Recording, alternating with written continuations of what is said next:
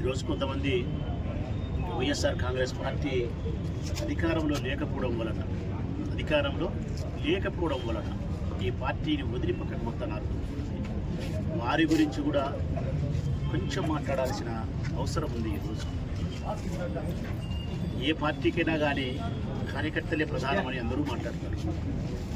ఇక్కడ కూడా మనం ఒకసారి ప్రస్తావించాల్సి వస్తే, ఈరోజు వైఎస్ఆర్ కాంగ్రెస్ పార్టీ అధికారాన్ని కోల్పోయిన మరుక్షణం ఆ అధికారాన్ని అనుభవించినటువంటి కొంతమంది నాయకులు, ఎమ్మెల్యేలు కావచ్చు, ఎంపీలు కావచ్చు, ఎమ్మెల్సీలు కావచ్చు, నాయకులు అధికారాన్ని అనుభవించిన వాళ్ళే ఆ పార్టీ గుండెల్లో ఒడిసి పక్కన పోతున్నారు. పరాయి పంచజేరి వారి మోచేతి గంజి తాగేదానికి ప్రయత్నం చేస్తారు. కానీ పార్టీ ఓడిపోయినా, పార్టీ ప్రతికూల పరిస్థితుల్లో ఉన్న ఆ పార్టీకి సంబంధించిన కార్యకర్తలు మాత్రం ఆ పార్టీ జెండాను గుండెల్లో పెట్టుకొని చూసుకుంటూ ఉన్నారు.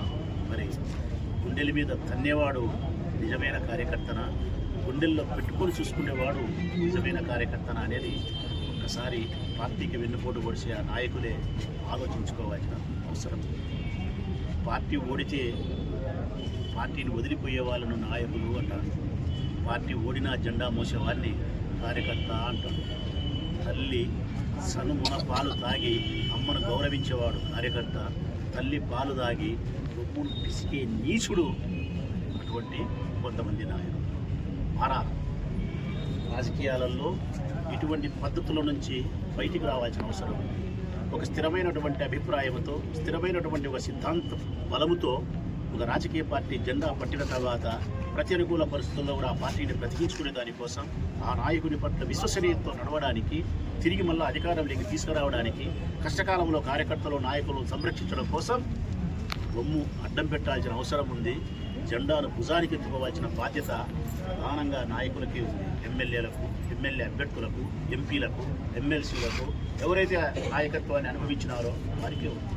అటు వారందరికీ కూడా ఈ రాజశేఖర రెడ్డి వర్ధంతి సందర్భంగా నేను హితవు చెప్తా ఉన్నాను. వైఎస్ఆర్ కాంగ్రెస్ పార్టీ జెండాను మోయండి. వైఎస్ఆర్ కాంగ్రెస్ పార్టీ జెండాను మోసిన కార్యకర్తలను సంరక్షించండి.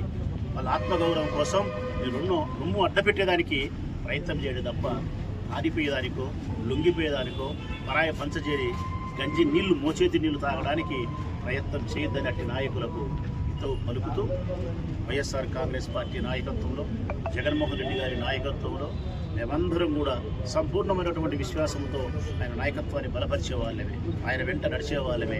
తిరిగి మళ్ళా 2029 నాటికి ఈ పార్టీకి మళ్ళీ పూర్వ వైభవాన్ని తీసుకురాగలుగుతాం. రాష్ట్ర వ్యాప్తంగా మరొక మారు జగన్మోహన్ రెడ్డిని ముఖ్యమంత్రిగా చూడగలుగుతాం. ఆయన మరొక మారు ముఖ్యమంత్రిగా 2029లో మరొక మారు ఆయన ముఖ్యమంత్రిగా చూసేంత వరకు అవిశ్రాంతంగా మా పోరాటం జరుగుతూనే ఉంటుంది. ప్రజా ఉద్యమాలు కొనసాగిస్తూనే ఉంటాం. ప్రజా సమస్యల పరిష్కారానికి ఎప్పుడూ ప్రయత్నిస్తూనే ఉంటాం.